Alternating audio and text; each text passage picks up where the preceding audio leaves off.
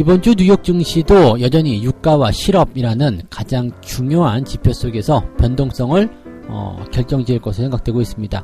주가가 더 내려갈 것인지 아니면 상승할 것인지 여기에 대한 이야기들이 굉장히 많은데 아직까지는 확실하지 않다, 이런 것들이 중론인 것 같습니다. 자, 일단 유가와 실업이 시장의 변동성을 계속 확장을 시킨 모습이 좀 나타났는데 여기다가 이제 기업들의 실적이 또 나타나기 시작했습니다. 근데 기업들의 실적 같은 경우는요 지금 썩 좋지 않은 그런 단계로 가고 있기 때문에 여기에 대한 걱정거리가 좀 생길 수 있겠다라고 볼 수 있겠죠. 여기에 대한 이야기들 자세하게 전달해 드리고요. 국내 시장 역시도 이번 주에는 2차적인 급락이 나올 것이냐 아니면 완만한 반등세가 나올 것이냐, 여기에 대해서 관심이 주목되고 있다고 합니다. 물론 국내 증시 역시도 삼성전자의 실적 발표에 따른 그런 과정들이 있기 때문에 기업들의 실적과 함께 주가의 변동성이 결정된다. 시장에서는 늘 있는 이야기지만 지금 같은 시기에서는 기업들의 실적만이라도 조금 좋게 나왔으면 좋겠다. 그래서 희망적인 메시지가 좀 나왔으면 좋겠다, 이 생각 좀 해볼 수가 있겠네요. 자, 그 다음에는 외국인들이 22일째 셀 코리아를 진행하고 있는 상황인데 왜 이렇게 한국 주식을 팔아치우고 있는지, 그리고 외국인들이 없으면 주식은 정말로 올라가기 어려운 것인지, 거기에 대한 이야기들 같이 풀어보도록 하겠습니다.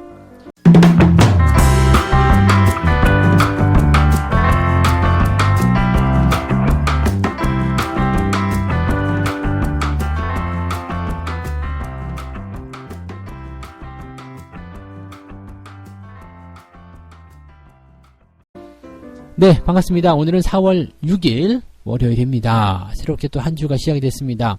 여전히 변동성이 그냥 지난주부터 그대로 이어져 오는 모습이라서 걱정거리들은 좀 있으리라 생각합니다만은 그래도 많이 진정세를 좀 보이고 있는 것이 아닌가, 이 생각도 좀 들기도 하고요. 이제는 생각보다도 그렇게 큰 어떤 쇼크와 같은 그런 어떤 뉴스거리들은 별로 없지 않겠나, 이 생각이 듭니다. 그래서 이렇게 점점점 약화가 되면서 결국엔 재료가 사라지게 되고 시장에 대한 기대감들은 다시 생겨나게 되는 모습이 나올 거라 보여집니다. 이번 주도 역시 지난주에 이어서 유가, 실업률, 이거의 가장 중요한 포인트라고 좀 보시면 될 것 같은데 실업률에 대한 부분을 좀 보게 되면은요, 지난주에 난리가 아니었죠. 665만 명이었기 때문에, 이 부분은 더 말할 포지션도 없을 것 같아요. 너무너무 엄청난 부분이었다 보시면 되겠고요. 이번 주에도 월스트리트 저널에서는 450만 명 정도로 예상을 하고 있다고 합니다. 일단 지난주에 많이 나왔으니까 이번 주부터는 좀 줄어들지 않겠느냐, 이렇게 얘기가 좀 나오고 있는데, JP모건에서는 지금 700만 명 나올 거라고 예상을 하고 있기 때문에 여기에 대한 부분들이 좀 부담스럽지 않겠느냐, 이렇게 생각이 좀 되고 있는 모습이네요. 그래서 이 실업률에 대한 부분들이 어떻게 나올 것인지, 실제로 월스트리트 저널보다도 이렇게 이 사설 신용평가사라든지 JP모건, 모건스탠리 이런 쪽에서 이야기하고 전망했었던 그런 시장의 전망을 하는 그런 사설 기관들의 이런 수치가 더 정확했었던 것을 감안해 봤을 때 700만 명이 나타날 수도 있다. 물론 이제 상승폭은 조금 둔화되었다고 볼 수 있겠습니다만 여전히 또 사상 최고의 그런 실업수당 청구 건수가 나온다면 굉장히 큰 부담이 되겠죠. 그래서 그런 이야기들 일단은 시장에서 걱정스럽게 바라보고 있다고 보시면 될 것 같고요.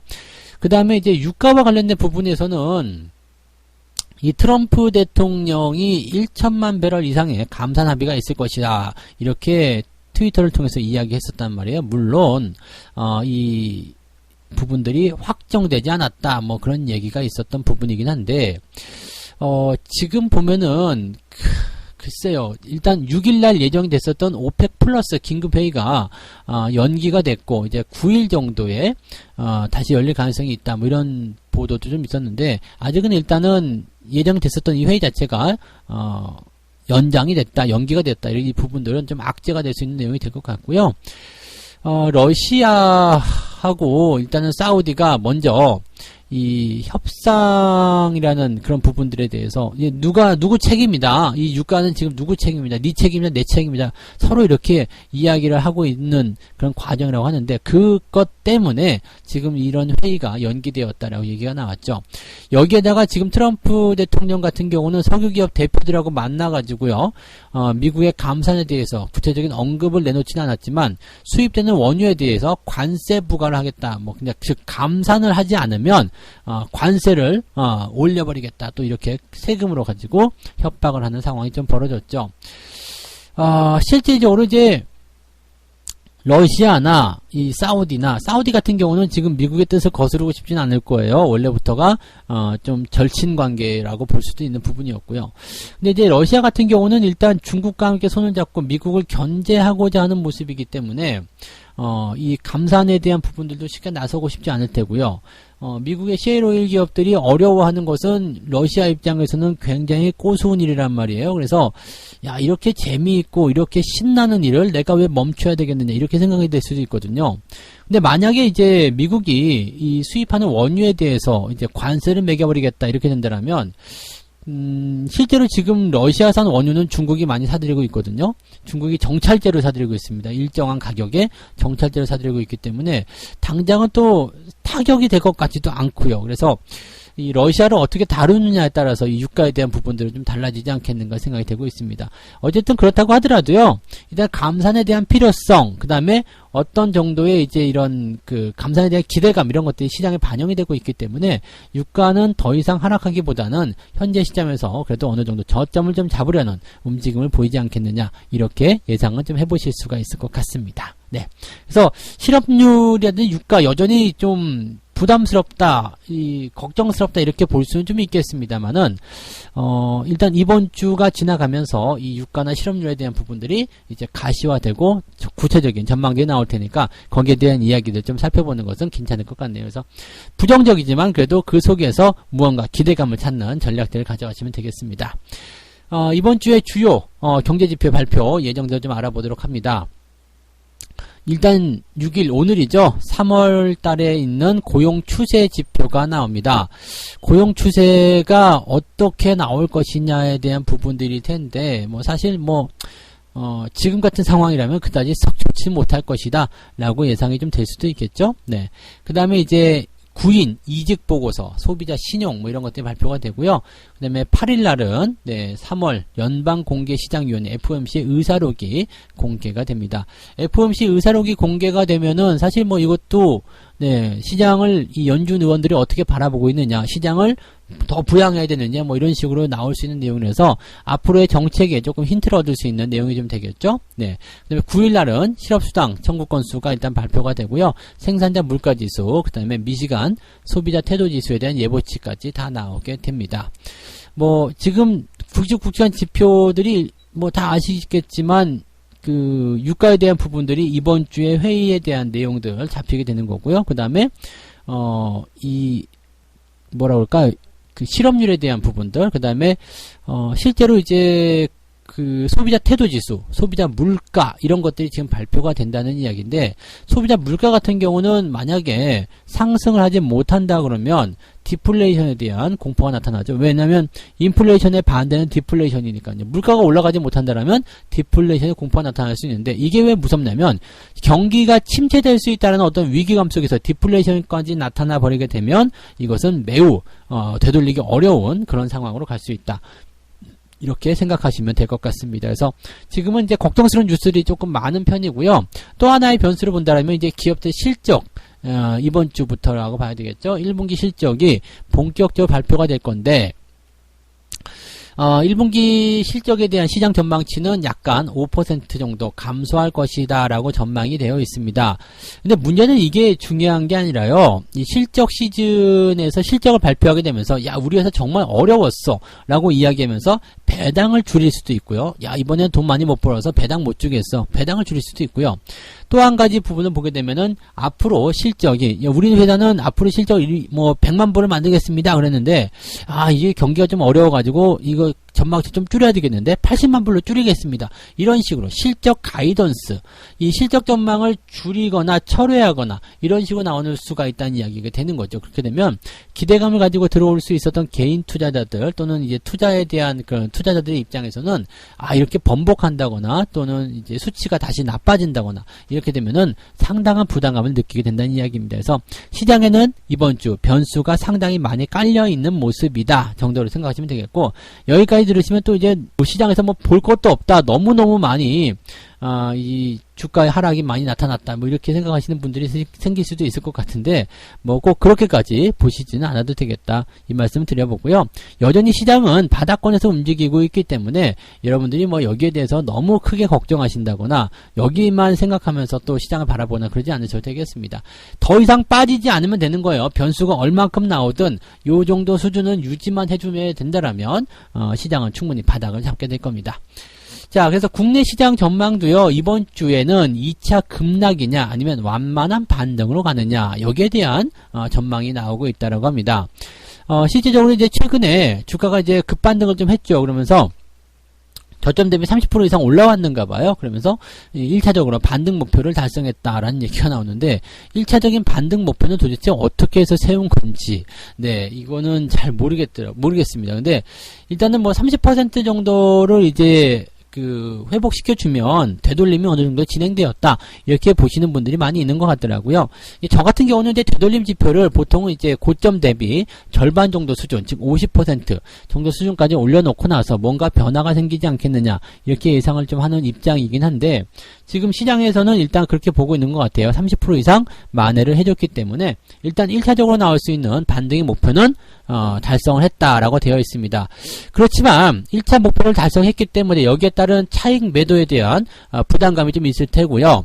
그 다음에 추가 상승에 대한 것들은 여전히 악재들이 해소가 되지 않는 모습이죠. 부담감은 여전히 가지고 있기 때문에 바로 급하게 올라가는 상승보다는 완만한 그런 형태의 회복 상승세가 만들어질 것이다. 그럴 가능성이 높다. 이렇게 예상이 되고 있는 것 같습니다.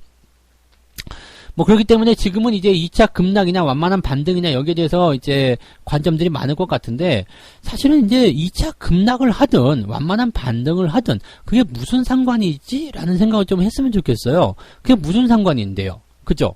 실제로 주가가 바닥을 잡았다라면 여기에서 2차적으로 급락이 나오든 완만한 반등이 나오든 내가 이 지점에서 매수를 해야 되는 것은 변화가 없잖아요. 급락을 하게 되면 싸게 살 수 있어서 좋고요.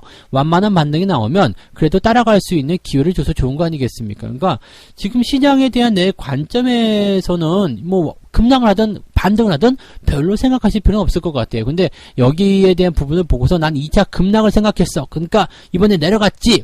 뭐 이것 봐. 주가는 이제 더 내려갈 거야, 망할 거야, 뭐 이렇게 생각하시거나, 또는 이제 완만한 반등이 나와요. 그러면 앞으로 이렇게 계속 올라갈 거야 라고 너무 전망을 긍정적으로 본다거나 이런 것도 다 아니겠죠. 시장은 항상 대응으로 들어가야 되는 부분이에요. 뭐 2차적인 급락세가 나타났다면 여기서 지지가 확인되는지 확인하고, 지지가 확인된다면 과감하게 매수하는 것도 나쁘지 않겠죠. 완만한 반등이라면요, 비중을 조금씩 늘려가면서 추가적으로 매수해 나가는 전략을 세우시면 되는 거죠. 그러니까 시장에 대한 부분은 그렇게 보시는 게 맞는 얘기예요. 그 다음에 이번 주 시장을 결정할 수 있는 또 하나의 요소가 바로 삼성전자 실적에 대한 이야기입니다.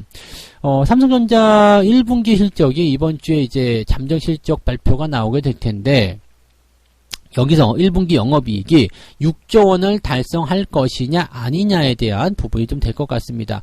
현재 시장 추정치는요, 6조 3천억 정도가 나오고 있다라고 합니다. 근데 최저 추정치가 5조 6천억을 지켜줄 것이냐 이렇게 얘기가 되어 있으니까 삼성전자의 실적 추정치를 보게 되면 평균적으로 6조 3천억 정도 나올 것이라는 얘기가 있고요. 최저 뭐 이 정도까지 뭐 가장 나쁘게 본 그런 실적 전망치가 5조 6천억이다 라고 되어 있는데, 이 5조 6천억을 일단 지켜주게 된다면 그래도 선방했어, 잘했어, 이런 정도 나올 수 있을 것 같은데, 만약에 최저 추정치인 5조 6천억을 깨고 내려가 버린다, 이것도 달성이 안 된다 그러면 삼성전자도 피해갈 수 없는 충격을 받을 수밖에 없을 것이다, 이렇게 보셔야 되겠죠. 그래서 어쨌건 이 삼성전자가 6조 원대에 달하는 영업이익 실적을 만들어내야지만이 시장의 심리는 살아날 수 있다라고 봐주시는 게 맞을 것 같습니다. 자, 그래서 이번 주 같은 경우는 급락이냐 반등이냐 이런 부분들에 대한 요소는 일단 단기적으로 상승한 부분에 대해서 시장의 방향이 어떻게 결정될 것이냐, 여기에 이제 핵심적인 부분이 될 것 같고요. 그 다음에 삼성전자에 대한 실적이 여기서 더해져서 이 부분을 가지고 앞으로 이제 주가가 어떤 식으로 방향을 가져갈 것인지 이런 내용들이 나올 거라 생각합니다. 상승 추세를 가져가려면 일단 삼성전자에 대한 부분들은 추가적인 상승을 이끌어낼 수 있는 그런 정도의 조건들은 갖춰야 한다라고 보셔야 될 겁니다. 그래서 일단 최저 추정치 5조 6천억을 넘길 것인지, 그 다음에 평균적으로 6조 3천억 정도 예상하는데 그 정도 수준이 나올 수 있을런지, 아니면 그보다 더 잘 나올 수 있을런지 한번 주목해 보실 필요가 있을 것이다. 이렇게 말씀을 드릴 수가 있겠네요. 네. 자, 그 다음에 마지막 이야기, 세 번째 이야기 전달해 드리겠습니다. 외국인들이 22거래일째 셀 코리아를 나서고 있다. 외국인들이 팔고 있다는 이야기입니다. 계속적으로 우리나라 주식을 팔고 있다는 이야기인데, 세계에서 가장 저평가되고 가장 유망하고 가장 멋있다고 이야기하는 이 우리나라의 주식을 왜 이렇게 팔아치우고 있는지, 여기에 대한 궁금증들이 생긴다라는 모습이 되는 거죠. 외국인들이 실제로 주식을 팔게 되면은요, 외국인들은 시총 상위권에 대한 비중이 높고, 이 대형주들을 좋아하는 그런 성격들이 있기 때문에 지수가 힘을 못 쓸 수밖에 없습니다. 개별적인 테마주들이 움직여봤자 지수는 꿈쩍도 안 하거든요. 그러니까 그러한 내용들을 우리가 참고해 본다면 외국인들이 매수가 들어와 주는 게 일단 맞다라고 보시면 됩니다.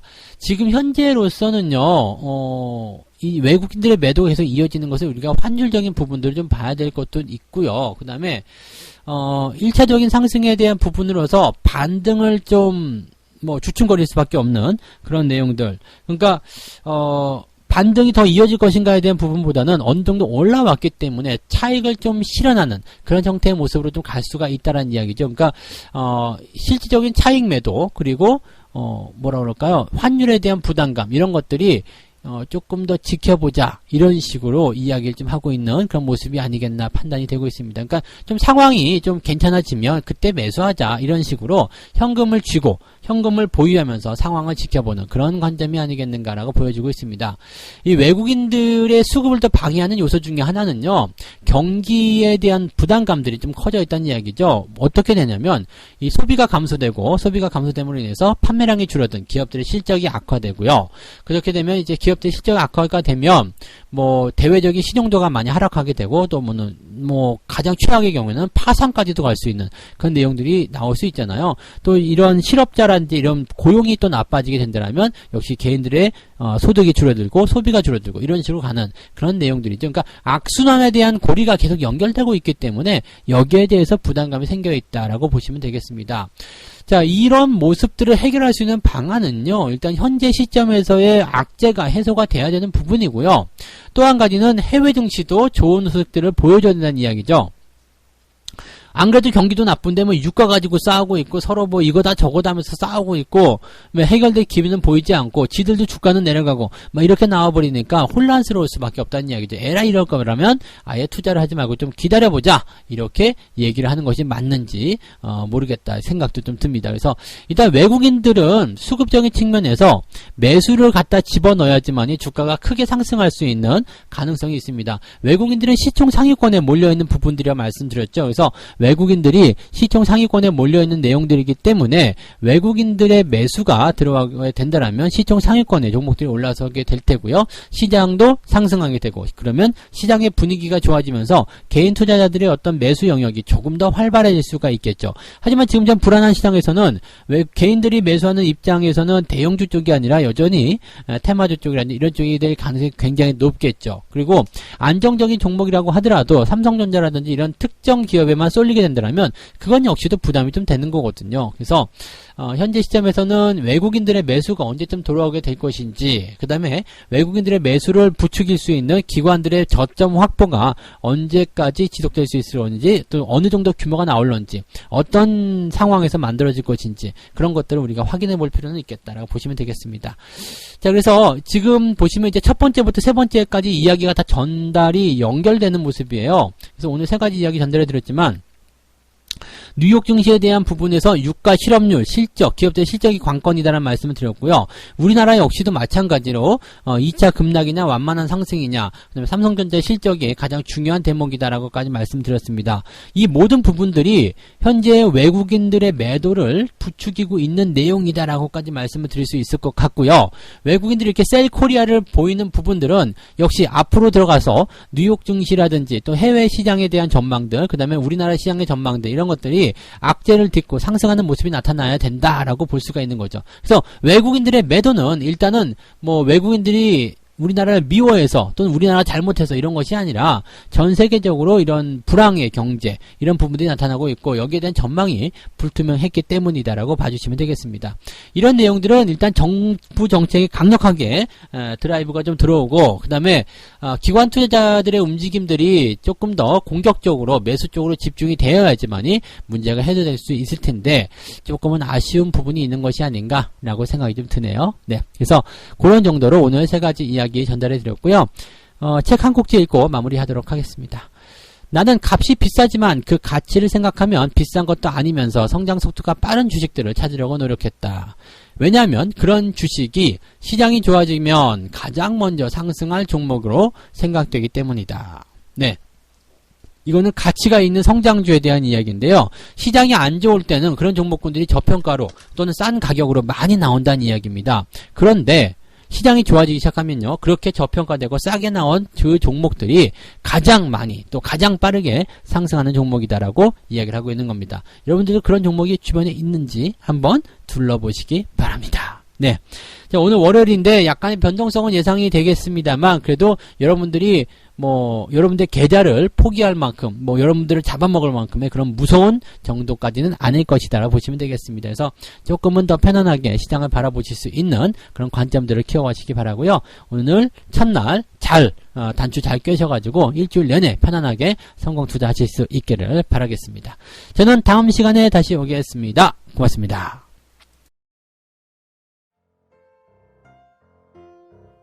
본 방송에서 제공되는 모든 정보는 투자 판단의 참고 자료이며 투자의 최종 책임은 본 방송을 이용하는 본인에게 있습니다.